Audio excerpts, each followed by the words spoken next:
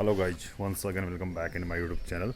आज है 29 फरवरी 2024 और आज हमारे विद्यालय में कैरियर काउंसलिंग है। तो आप देख रहे हैं कि यहाँ पर चीफ गेस्ट आ गए हैं और उनको बैच लगाया जा रहा है।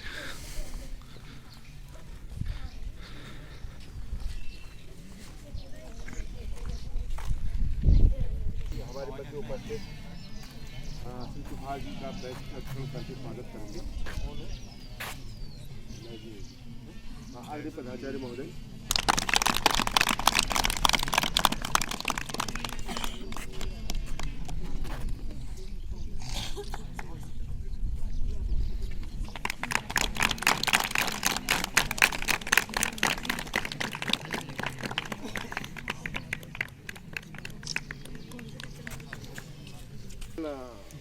शिक्षिका महोदय को यहाँ से निमंत्रण पत्र भेजा था। हमारे निमंत्रण को स्वीकार करते हुए उन्होंने यहाँ पर अपनी उपस्थिति दी है। अपने व्यस्त कार्यक्रम के तहत उन्होंने जो है यहाँ पर हमें समय दिया, इसके लिए हम उनका बहुत बहुत धन्यवाद ज्ञापित करते हैं। और मैं सबसे पहले उन्हीं से निवेदन करूँगा कि बालिकाओं से संबंधित जो महत्वपूर्ण उनके लिए जो रोजगार के क्षेत्र हैं उनके बारे में बताएंगे और निवेदन करूँगा कि उन्होंने यहाँ तक पहुँचने में सर्वप्रथम मैं श्रीमान प्रधानाचार्य महोदय श्री चुफाल जी, आदरणीय शिक्षकगण और आप सभी छात्र छात्राओं का धन्यवाद करना चाहूँगी। मेरी आवाज़ आ जा रही है वैसे? डिस्टर्ब हो रहा है। अच्छा बेटा, सबसे पहले मैं पूछना चाहूँगी कौन सी क्लास तक के बच्चे बैठे हुए हैं यहाँ से? किस क्लास से किस क्लास? 6, 7, 8, 9, 11, 9 और 11, ठीक। 10 और 12 के बच्चे परीक्षा देंगे। आज मुझे यहाँ पे एक विशेष टॉपिक दिया गया है करियर काउंसलिंग का। तो जब हम करियर की बात करते हैं तो आप लोगों से ही रिलेटेड सब्जेक्ट है, क्योंकि अभी आप जहाँ पे पढ़ाई कर रहे हैं जिस क्लास में, अब भविष्य में जाके आपको चुनना होगा कि आप किस फील्ड में जाना चाहते हैं। कोई मुझे बताना चाहेगा, किसी ने सोचा अपने करियर को लेकर वो क्या बनना चाहता है? कोई भी बताइए बेटा। बोला किसी ने ना? बताओ, ऐसा कुछ नहीं है, फिर मैं उस फील्ड में आपको मैं पूछूंगी कि क्या आपका रहस्य है। बताओ बेटा, क्या बनना चाहते हैं? मैम बड़े यूपीएससी की तैयारी है। बहुत ही बढ़िया, सब क्लैपिंग करेंगे इनके। देखिए, अभी आप लोग बहुत छोटे हैं, जरूरी नहीं कि हर किसी का माइंड क्लियर हो कि उन्हें भविष्य में जाके क्या बनना है। पर अगर आप इस विषय में सोच रहे हैं कि मुझे किस फील्ड में जाना है, तो ये भी अपने आप में बहुत बड़ी बात है। अब जैसे वो बच्चे ने हमें बताया कि उसे यूपीएससी क्लियर करना है, एटलीस्ट उसने सोचा कि बड़े होके, यानी उसका ये माइंड क्लियर है कि हाँ बड़े होके मुझे कुछ ना कुछ करना है, एक नौकरी करनी है, अपने पाँव में खड़ा होना है। ये सोच भी अगर इस उम्र में आपके दिमाग में आ रही है ना, तो ये अपने आप में बहुत ही अच्छी बात है, क्योंकि आपका माइंड ये कह रहा है आपसे कि आप पढ़ाई कर रहे हो, पढ़ाई करने के बाद आप एक एग्ज़ाम दोगे, एग्ज़ाम देने के बाद आप नौकरी करोगे। इसका मतलब आपका दिमाग सही डायरेक्शन में जा रहा है। उसके बाद आता है हमारा काम। पहले आप हर किसी बच्चे के दिमाग में ये होना चाहिए, आप अभी पढ़ाई कर रहे हो, अगर आपका सिर्फ इतना है कि हाँ मैं ये 11th क्लास पास कर लूँ, फिर 12th पास कर लूँ, फिर मैं बीएससी या बीए कर लूँ, अगर आपका आगे का माइंड क्लियर नहीं होगा ना कि हाँ मुझे ये सब करने के बाद करना क्या है, तो फिर हमारा कुछ भी बोलना या करियर काउंसलिंग का इस तरह से सेशन रखना फिर कोई फ़ायदेमंद नहीं है। एटलीस्ट हर किसी बच्चे के दिमाग में ये होना चाहिए कि हाँ मैं पढ़ाई कर रहा हूँ, तो मेरा पढ़ाई करने का अंतिम लक्ष्य मेरा क्या है। तो बेटा ठीक है, जैसे इन्होंने हमें बताया कि यूपीएससी क्लियर करना चाहते हैं, तो अब मैं इनको डायरेक्शन दे पाऊँगी। ये आएंगे, ये पूछते हैं, ठीक है यूपीएससी, मैं इनको बताती हूँ कि मिनिमम यूपीएससी के लिए जो हमारी क्वालिफिकेशन है, आपको किसी भी स्ट्रीम से ग्रेजुएशन पास होना चाहिए। स्नातक जो हम परीक्षा कहते हैं, जनरल भाषा में अगर मैं बोलूँ, आपको कम से कम बीए, बीएससी, बीटेक, जितने भी स्ट्रीम हमारे स्नातक स्तरीय वो पास करना है, फिर मैं इन्हें गाइड कर पाऊँगी।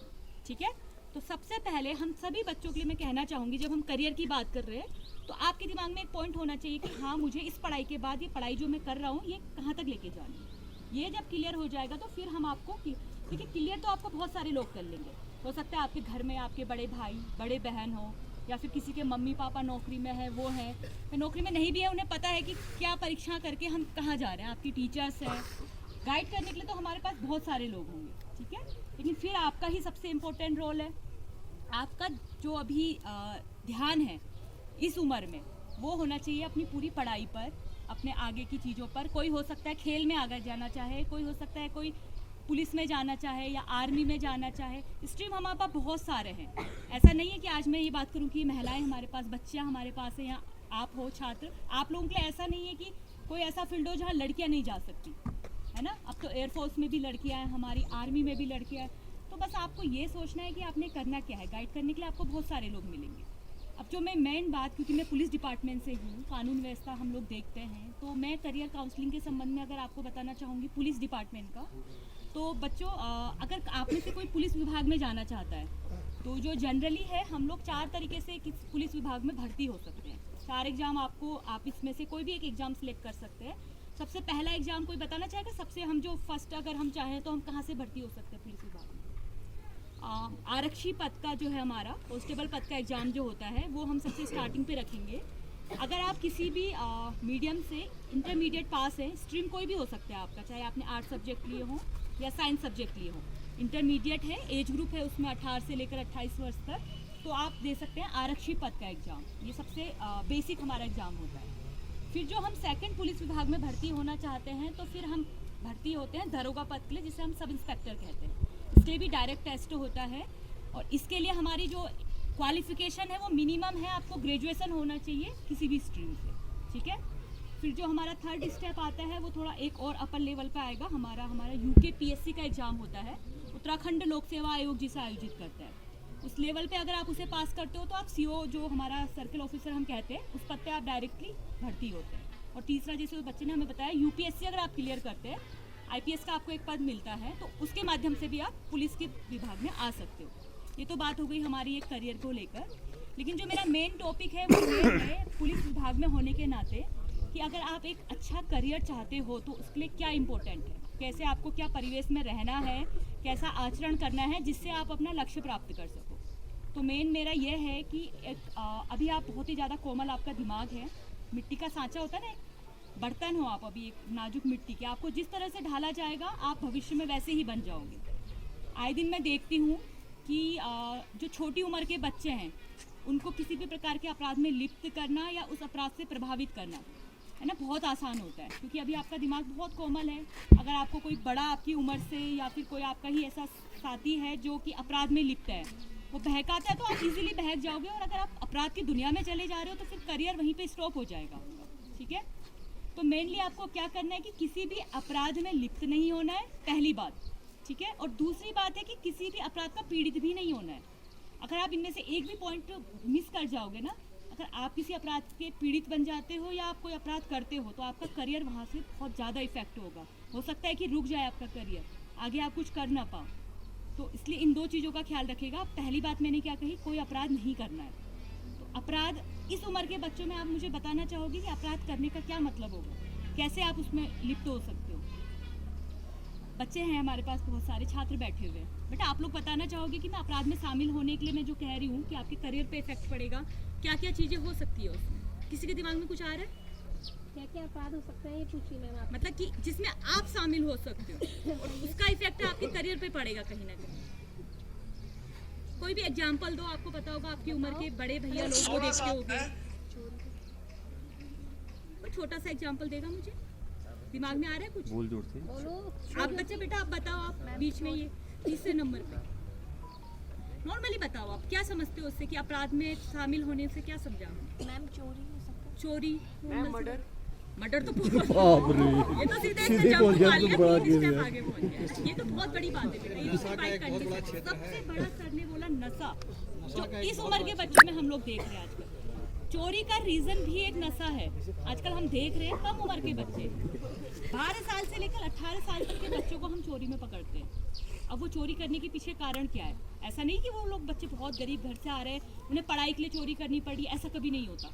कि किसी बच्चे ने हमसे कहा हो कि मैं फलाना बुक खरीदना चाहता था या पढ़ाई करना चाहता था तो मुझे चोरी करनी पड़ी, ऐसा है नहीं। क्योंकि देखिए हमारा गवर्नमेंट स्कूल है, सरकार ने फैसिलिटीज़ दी है, शिक्षा लगभग हमारी मुफ्त में चलती है ना, ऐसा कोई बच्चा नहीं मिलेगा। उसका मुख्य रीज़न सर ने बताया नशा, जो आपको सबसे ज़्यादा अफेक्ट करेगा अपना करियर रोकने से।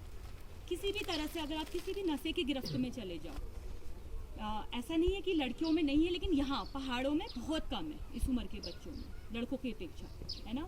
हम देखते हैं, हम पकड़ते हैं किसी 15 साल के बच्चे को। अभी रिसेंटली पिथौरागढ़ कोतवाली में हुआ एक मामला, चोरी का मामला था, दुकान से कुछ सामान चुरा लिया बच्चों ने।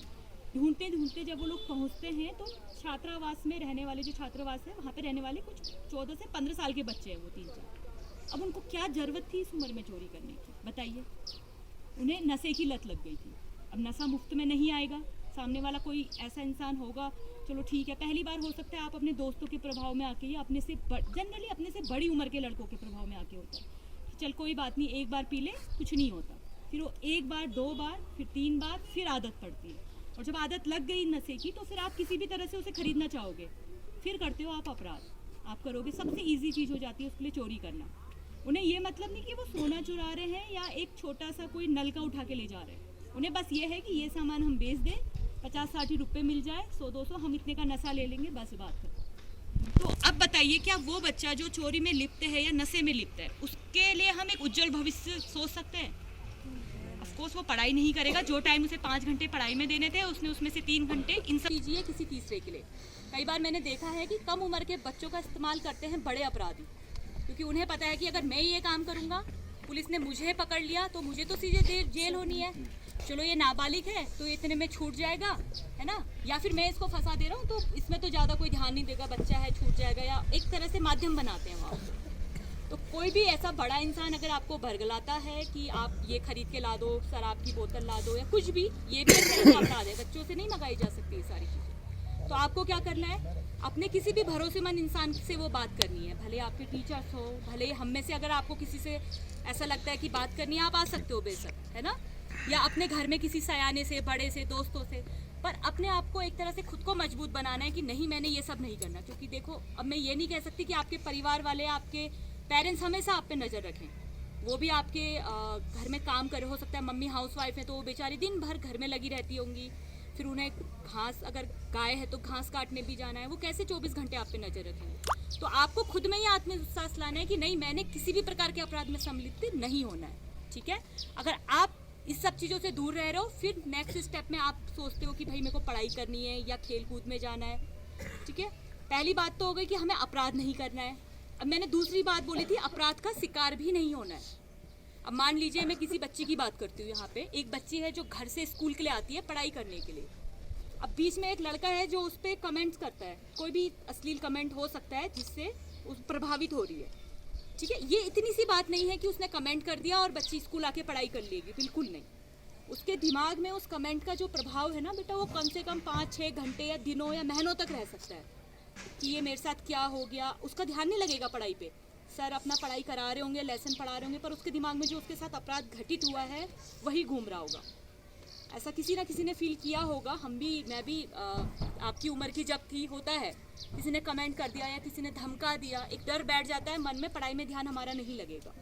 बहुत बड़ा अपराध होना ज़रूरी नहीं है, छोटे छोटे जो हमारे अपराध है ना, ईव-टीजिंग खास तौर पे, बहुत प्रभावित करते हैं। इससे होगा कि अल्टीमेटली आपकी पढ़ाई प्रभावित होगी, हम जिस बारे में बात कर रहे हैं आपका करियर प्रभावित होगा। तो आपको आवाज़ उठानी है। किसी भी प्रकार का अपराध अगर आपको लग रहा है आपके साथ हो रहा है, किसी भी कोई भी अपराध हो सकता है, क्योंकि ये हमारी मनोस्थिति में बहुत प्रभाव डालता है। तो आपको बताना है किसी ना किसी को जिस पे भी आपको भरोसा हो। खासतौर पे मैं बच्चों को बोलना चाहूँगी, है ना, आप सबके सब अभी माइनर हैं, 18 साल से कम हैं। आपको ये नहीं पता होगा कि इसमें क्या धारा लगेगी, क्या कानूनी प्रक्रिया होगी, वो जानने की ज़रूरत नहीं है। अगर आपको कहीं पे भी ये लग रहा है कि मेरे साथ गलत हो रहा है, किसी भी उसमें कोई आपको कमेंट करता है, कोई पीछा कर रहा है या कोई किसी भी तरह का अपराध कर रहा है, आप उसे बताओ। इतना अपने आप में आत्मविश्वास लाओ कि आप उसे बता सको। भले ही आप अपने परिवार वालों को बताओ, टीचर्स को बताओ, अपने किसी बड़ी दीदी को बताओ या मेरे को आके बता लो, पर अगर आप उसे बोलोगे नहीं, अपने अंदर ही पालोगे, आप किसी भी स्थिति में, मैं कह सकती हूँ, पढ़ाई नहीं कर पाओगे अच्छे से। आपकी गलती नहीं थी, आपने कोई अपराध नहीं करा, पर आपके साथ होने वाला अपराध भी आपको प्रभावित कर रहा है। जब हम अपने आप को इस सब से हटा के रखेंगे तो हम एक अच्छे भविष्य के बारे में सोच सकते हैं। ये तो 2 चीज़ें क्लियर हो गई बच्चों आपके दिमाग में। हमें स्टार्टिंग कहाँ से करनी है। फिर आती है हमारे पास कि करियर के बारे में। कोई ऐसा बच्चा है, मैं पूछना चाहूँगी यहाँ पे, जिसने अभी से कुछ तैयारी विशेष शुरू कर दी हो अपने लक्ष्य को पाने के लिए।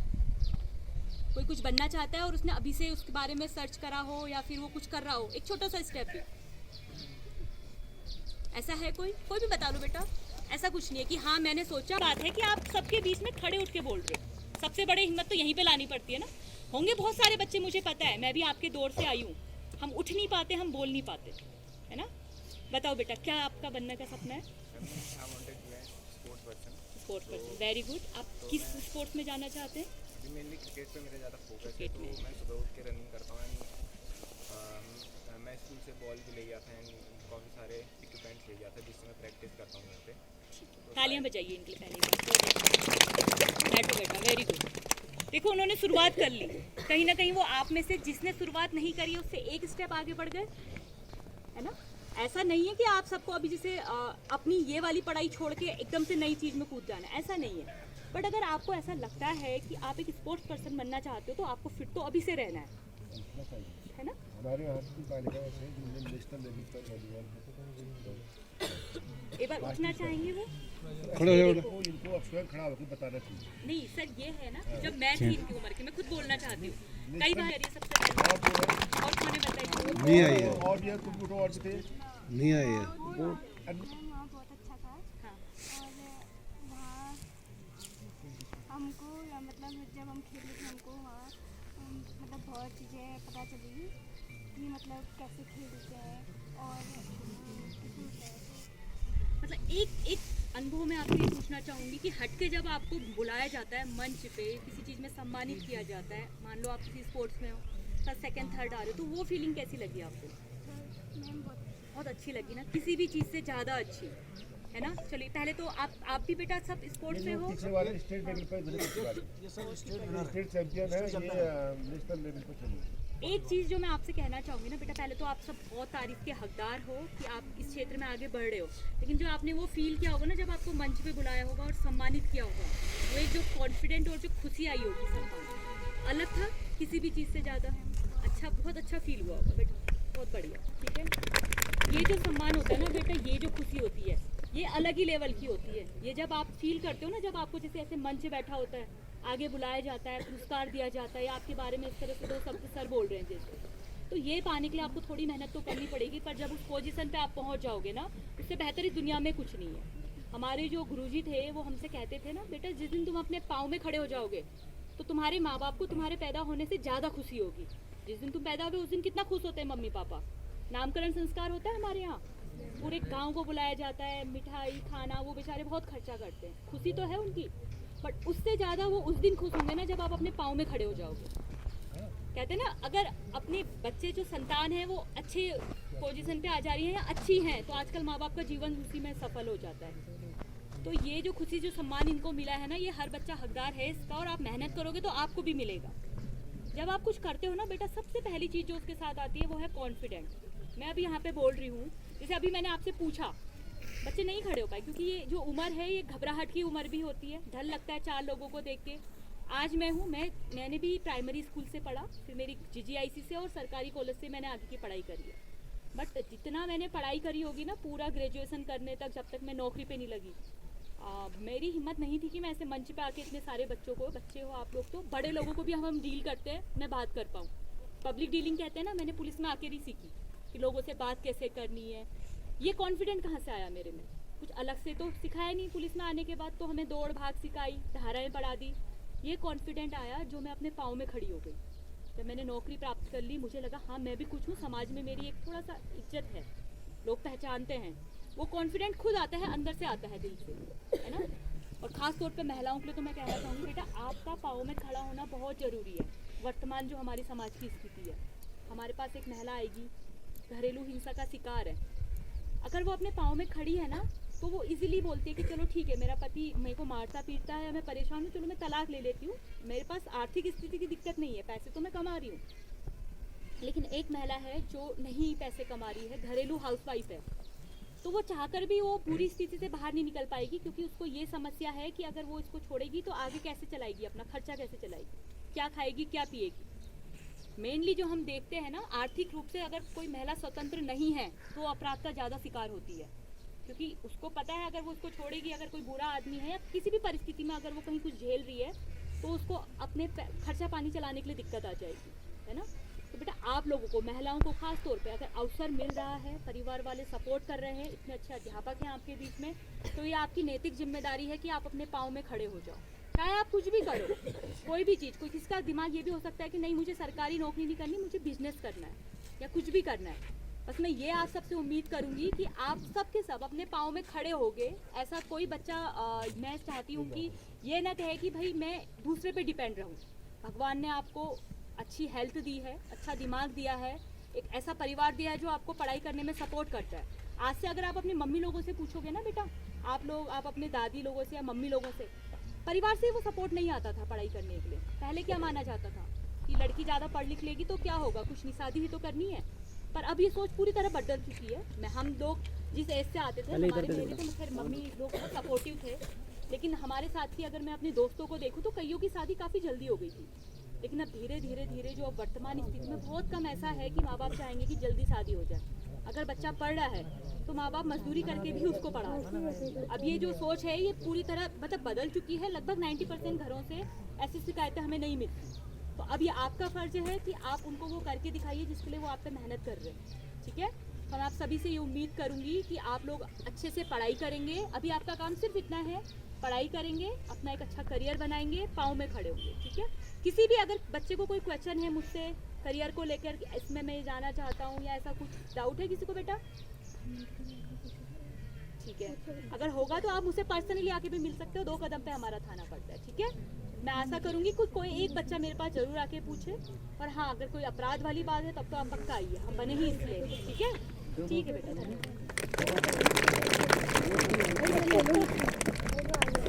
बहुत बहुत धन्यवाद। और बच्चों, अभी चलाइए। बात आई थी अपराध सीढ़ी है। काको लागू पाए सुना है किसी ने? आगे बता दो जिसको आता है।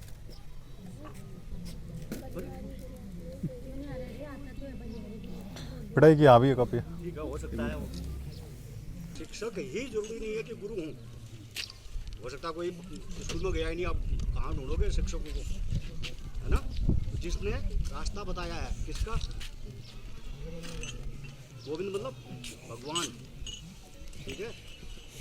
गुरु और गोविंद दोनों खड़े हैं। गुरु ने गोविंद का रास्ता बताया है कि हाँ ये वो हैं, तो उसको वो करते हैं। इसलिए आज के समय में थोड़ा बहुत, ज़्यादा तो मैं नहीं कहूँगा कि आप पाँव छू लो और वो कर लो, एक थोड़ा श्रद्धा से दिल के अंदर वो रख लो कि हाँ भाई ये हमारे गुरु हैं, ठीक। चलिए, अब आप ये बताइए, जो बोल रहे हैं कि हमने कुछ नहीं सोचा है, करते क्या हैं आप? सुबह चलो स्कूल की तैयारी होगी, स्कूल से गए 4 बजे पहुँचे, खाना पीना खाया, उसके बाद से लेकर शाम को 7 बजे तक क्या करते हैं? कईयों को मैंने देखा है, आप लोग नहीं हैं उसमें, आपके हम उम्र हैं, हो सकता है आप लोग भी हो, मैं पहचानता नहीं। आप लोग 4 आदमी बैठ के बार्बर की दुकान में क्या कर रहे हैं? 4 बजे से लेके 5 बजे तक 1 घंटा आप उसकी दुकान में बैठ के क्या कर रहे हैं? सीख रहे हैं टेक्निक? नहीं तो क्या कर रहे हैं? 4 आदमी गले में हाथ डाल के पीछे से मैं हॉर्न बजा रहा हूँ, फिर भी नहीं हट रहे हैं, क्या कर रहा हूँ? तो थोड़ा सा जो अभी तक सिखाया है, बताया है, और आपके फ्यूचर के लिए थोड़ा ज़रूरी नहीं है कि जो आपको सिखा रहे हैं यही काम आएंगे कि हाँ यार मेरे को तो 20 जी मेरी नौकरी लगवा देंगे या ये प्रधानाचार्य जी मेरे लिए सिफारिश कर देंगे, ज़रूरी नहीं है। हो सकता है कभी मेरे को कहीं किसी जगह में मिल गए, उस समय मेरे दिमाग में भी आएगी हाँ यार ये तो ऐसा है, थोड़ा सा। हाँ, अब रही बात ये आपके जो कुछ करना है तो उसके लिए थोड़ा बहुत आपको गलत चीज़ें छोड़नी पड़ेंगी। अब मैं अनुभव बताऊंगा तो अनुभव बताने में मुझे आज शाम से 5 बजा दूंगा यहाँ, जो मैं 2017 जनवरी से यहाँ आया हूँ, ग्राउंड में ही घूमता हूँ एक पागलों की तरह। सभी किसी ने मेरे को अलंकार वाला आ गया रे बोला है। अब शब्द होते हैं अपने, उन शब्दों में गलत शब्द बोल रहे थे, मैंने कहा अलंकार क्यों लगा रहे हो भाई किसी काम में? अब पहले तो अलंकार समझे नहीं, सीधा ही बोल दो ना, तूने ये गलत क्यों कर रहा है भाई, तूने बॉल ऐसे उठानी थी, ऐसे क्यों उठा रहा है, सीधा ही बोल दो। अलंकार क्यों लगाते हो बीच में? तब से मेरा नाम अलंकार वाला भी लगा है, पड़ा है यहाँ, फिर भी वो नहीं है। मैं चाहूँ बेइज्जती प्रूफ हो गया हूँ। चलिए, अब आप ये बताओ, सेना में जाना कौन चाहता है? अब एक। अच्छे से हाथ उठाओ ना। वैसे एक बात बताऊं, लंबे हाथ करो। मैं वो सेना में मतलब अग्निवीर नहीं कह रहा हूँ, सेना में कह देना। सेना में, और सेना में वायुसेना भी होती है, नेवी भी और एयरफोर्स भी, और ये अपना पैदल सेना भी है, तीनों के तीनों। उसमें लड़के ही जरूरी नहीं है, लड़कियां भी जा सकती हैं, ठीक है। आज कुछ गवर्नमेंट की अपनी अपनी पॉलिसियाँ हैं। आवाज़ नहीं गई। पहले जब हम जाते थे रेगुलर आर्मी में थे तो चले गए, कम से कम 17 साल नौकरी पक्की करने के बाद पेंशन लेके आते थे। आज अग्निवीर कोई गवर्नमेंट की अपनी अपनी वो है, पॉलिसियाँ हैं, अग्निवीर बना दिया है। उसमें से भी 25%, अभी 50% का हो रहा है, 25% पक्के रहेंगे और उसके बाद वो घर आ जाएंगे। देखिए, समस्या सर्विस की है और पैसों की बहुत बड़ी समस्या है। सबसे बड़ी चीज़ क्या है? पैसा। सबसे बड़ी चीज़ पैसा नहीं है। पैसा ज़रूरी है, पैसा ज़रूरी है आज के समाज, आज के उसमें चलने के लिए, समाज के साथ चलने के लिए पैसा ज़रूरी है, पर पैसा ही सब कुछ नहीं है। अभी एक कहानी बताता हूँ, मतलब एक उदाहरण देता हूँ। कई लोगों ने चरस बेच के यहाँ मेरे से अच्छे उसमें हैं, ठीक है, और मैं 28 साल सेना में और 11.5 साल सैनिक कल्याण में नौकरी करने के बाद भी मेरे पास आज की स्कूटी है क्यों ना, पर उस चरसी को आप उतना इज्जत दोगे या मेरे को दोगे? खैर मेरे को तो पहचानो, इसलिए मतलब जो सेना से आया है और वो ठीक ठाक रह रहा है। एक 17 साल का सिपाही घर आया सेना से, इज्जत लेके आ गया और वो अपना डेली रूटीन जो चल रहा है उसका आराम से कर रहा है। उसको इज्जत दोगे या एक बहुत ही गलत काम करके धन बल कमा के वो कर रहा है? तो मेरे ख्याल से पैसा ज़रूरी है पर सब कुछ नहीं है। इसलिए अब आपके साथ का कोई इंजीनियर होगा, बन जाएगा और आप सेना में चले जाओगे। सेना में क्या फ़र्क है और एक इंजीनियर जो सिविल उसमें नौकरी कर रहे हैं, बड़े अच्छे इंटरनेशनल कंपनियों में नौकरी कर रहे हैं, उसमें और उसमें फ़र्क क्या है? सबसे बड़ी चीज़ है सम्मान। अगर सैनिक घर आता है, इज्जत से आता है और इज्जत से रहता है तो उसका बहुत बड़ा सम्मान है। आप इसको मानोगे जब कभी इस उम्र में आओगे, देखोगे जब चाल। एक दूसरा है, सेना में बहुत सिक्योर लाइफ है, आपको कुछ करने की ज़रूरत नहीं है। आपको बुलाया 5 बजे सुबह घनदोरा के जंगल में जाना है तो 3 साढ़े 3 बजे उठाने वाला भी मिल जाएगा, चाय देने वाला भी मिल जाएगा, रास्ता बताने वाले भी मिल जाएंगे, काम करने जो सामान जाएगा वो भी मिल जाएगा। अब यहाँ इंजीनियर साहब से पूछ लो, अकेला है क्या वो करेगा? जो अलग अलग बताए गए हैं चक्की में, तुझे ये करना, तुझे ये करना, तो वो अपने अपने काम पर करते रहेंगे। सबसे बड़ी चीज़ है सेना में एक, अच्छा सैनिक बनता कैसे है भाई? आप अगर अग्निवीर, अभी छोटी सी बात नीचे से ले चलता है, अग्निवीर बनना है तो आपको क्या करना पड़ेगा? सबसे पहले तो 17.5 साल जब कंप्लीट होता है तब वो अप्लाई कर सकता है। अप्लाई करने के लिए आजकल एक नया सिस्टम चल गया, पहले रनिंग होती थी, आप ऑनलाइन आपको फॉर्म भरना है, टेस्ट के लिए डेट आएगी, रिटन टेस्ट होगा, रिटन टेस्ट से जब निकलोगे फिर उसका रिजल्ट आएगा, रिजल्ट आने के बाद आपको फिर फिजिकल करना पड़ेगा, फिजिकल के बाद मेडिकल, मेडिकल के बाद आपको सिलेक्शन हो जाएगा, मेरिट के अनुसार आप चले जाओगे सेंटर में और वहाँ ट्रेनिंग होगी। ट्रेनिंग होने के बाद जब आप ट्रेनिंग पूरी कर लो तो सिपाही बन जाओगे अग्निवीर। उससे पहले रंगरूट होगे अग्निवीर। अग्निवीर बनने के बाद आपको यूनिटों में भेजा जाएगा। एक अग्निवीर को आज कितना पैसा मिल रहा है? जो ही वो सिपाही बन जाता है तो उसको 21,000 रुपया हाथ में मिल रहा है। उसके बाद उसका 8-9 हज़ार रुपया, उसको 9,000 के लगभग उसको फंड कट रहा उसका, जिसका जब वो घर आएगा तो उसका पर मंथ 9,000 रुपया वो प्लस पर मंथ 9,000 गवर्नमेंट डालेगी उसमें। इसलिए जब वो पहले सुना होगा आप लोगों ने कि जब अग्निवीर घर आएगा तो 10-12 लाख रुपया लाएगा 4 साल में, उन पैसों से ही है वो होता है। अच्छा, ये तो हो गया अग्निवीर। अग्निवीर के लिए आपको कोई ज़रूरी नहीं है कि आप बोलोगे या नहीं मैं अग्निवीर में जाके मेरे को तो लाइफ वहीं ख़त्म है, नहीं। 4 साल के बाद भी आपको चांस है 25% रहोगे उसमें। 25% कौन रहेगा?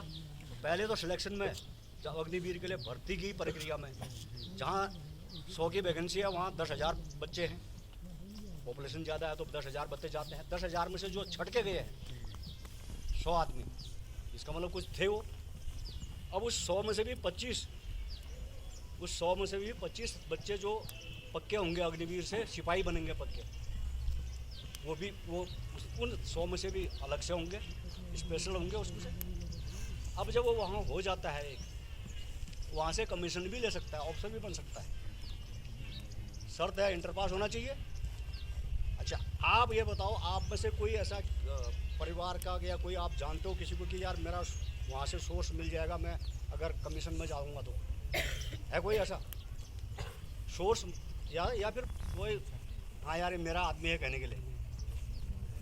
नहीं, मेरे ख्याल से नहीं होगा। अब हो सकता है जब एक ही गांव में दो एक ही, कुछ ऐसे भी हैं, हम बोलते ना नहीं यार पहाड़ में ऐसा कुछ। बड़गांव एक गांव है, कहीं सुना है किसी ने बड़गांव का नाम? एक ही फौजी के 2 बच्चे ऑफिसर हैं। है कोई बड़गांव का इसमें? नहीं होगा। और होगा भी तो कोई पता है नहीं है। एक ही सिपाही के 2 बच्चे ऑफिसर हैं। घोड़पट में पंडित जी हैं, सुबेदार मेजर रिटायर, उनका लड़का ऑफिसर है। बहुत ऐसे कहानी बता रहा हूँ कि भाई हो सकता है। अब उसमें क्या है कि अग्निवीर जब सिपाही बन जाता है पक्का, उसके बाद ACC commission, army credit core एक वो है, उसमें आप अप्लाई करोगे। शर्त वही है इंटर पास होना चाहिए। अब वहाँ पर एक सोर्स मिल जाता है आपको।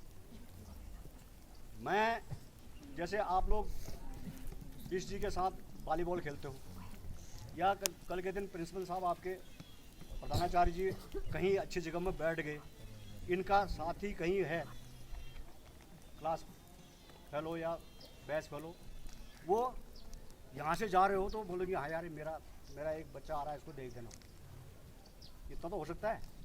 या कहीं पर ऐसा होता है उसका CO जो बच्चा अग्निवीर बन के वहाँ गया है, यूनिट में गया है, अग्निवीर के बाद जब सिपाही बन जाता है तो वहाँ पर वो मिल जाता है।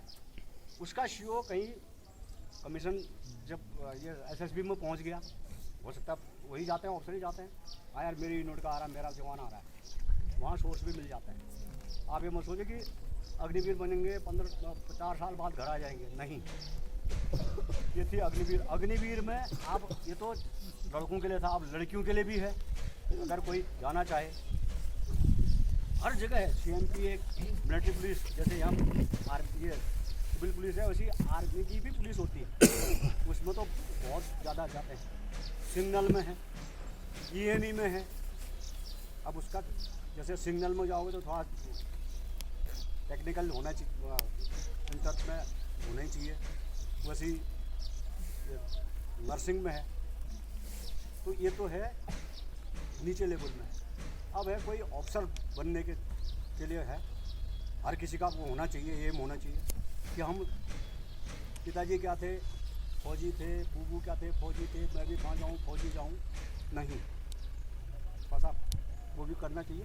उसके लिए है, कुछ नहीं है जो आपने पढ़ रहे हो। अब ठीक है, हमारी सबसे बड़ी कमज़ोरी क्या थी, मैं अपने ही कमज़ोरी बताता हूँ। मैं भी अपने को थोड़ा हर जगह आई, कमीशन के लिए गए, क्वालिफाई। अब सामने 5 के बीच सामने बोला आ जाओ भाई नंदन सिंह, गए। अब ये हालत थी, ये हाथ पांव पूरे कांप रहे थे, जैसे अब मुँह दबात गए। तो उस हिसाब से उसने उसको पहले ही पता चल गया कि यार ये तो वो है। हमारे दिल में ये बहुत बड़ी समस्या है कोई चीज़ न कर पाने की, कि हमें घबराते हैं, हेजिटेशन है। हमारे इस उत्तराखंड के बच्चों के बराबर फिजिकली और मेंटली टफ कोई नहीं है, हमारे बराबर फिजिकली और मेंटली टफ कोई नहीं है। पर हमारी समस्या क्या है कि हम घबराते हैं, हेजिटेशन है हमारे ऊपर के अभी बोला हाँ खड़े हो जाओ खेल स्पोर्ट्समैन, एक जो करना चाहता है, एक लड़का खड़ा हुआ हाँ मैं हूँ। ये नेशनल खेल के बच्चे नहीं आ रहे हैं, स्टेट खेले हुए बच्चे, स्टेट खेलना, स्टेट में चैंपियन बहुत बड़ी चीज़ है। हाँ तो ये हेजिटेशन हमारे दिल में, हम बोल नहीं सकते हैं। अब कहीं भी कोई मिल गया तो हाथ सिर नीचे हो जाता है पहले ही, काहे के लिए हेजिटेशन मत रखो। जो बच्चा बाहर का निकल रहा है या लड़की कोई बाहर की अफसर बन रही है, कैसे बन रही है, उसका हेजिटेशन या पढ़ाई तो एक ही है। 2 दूना 4 ही होता है, 2 दूना 8 तो नहीं होगा ना, है ना, वही वो है, वहाँ भी है। हमें घबराना नहीं है। अभी अफसर बनने के लिए NDA है, IMA है, अगर वहाँ नहीं हुआ तो SSB है, ये को है शॉर्ट सर्विस कमीशन है, SSC है। वैसे ही गर्ल्स के लिए भी है क्वालिफिकेशन, इंटर पास इनके लिए है, इंटर पास आप लोगों के लिए भी है। क्या है एजुकेशन अपना, इसको छोड़ो। अब उसका छोड़ने का मतलब ये नहीं कि अध्यापकों अपने गुरुजनों के सामने ही बिल्कुल खड़े हो जाओ, मतलब मैं नहीं हूँ। जो ये ऐसी चीज़ें मौका मिलता है कि आज तो चलो बोलो, चलो आओ आज वो करो, आज तुम्हें इस चीज़ में थोड़ा बोलो, वो चीज़ हटाओ अपने दिल से। आप लड़कों से ज़्यादा लड़कियों को आर्मी, नेवी, एयरफोर्स में आजकल प्रेफरेंस दी जा रही है ऑफिसर्स के लिए, तो उसके लिए कोशिश करो। आज अब इंटर के बाद आपने टेक्निकल कोई वो कर लिया या ग्रेजुएशन कर लिया, उसके अलग अलग उसमें है। वो ये तो जो है एक छोटी सी भेंट प्रधानाचार्य महोदय के तर्क का मनोज से समर्पित करना चाहता हूँ। याद भी करना है, याद भी खराब करना है।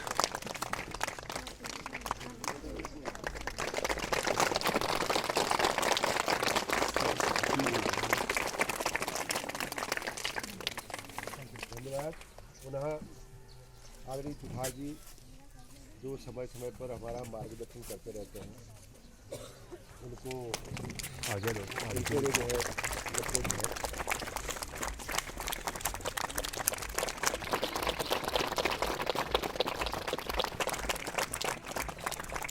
आज 6, 7, 8 के बच्चों को टी-शर्ट भी वितरित की गई हैं। तो गाइस ब्लॉग को यहीं पर ही एंड कर रहा हूँ। ब्लॉग कैसा लगा, अच्छा लगा तो लाइक करें, चैनल पर नए हैं तो सब्सक्राइब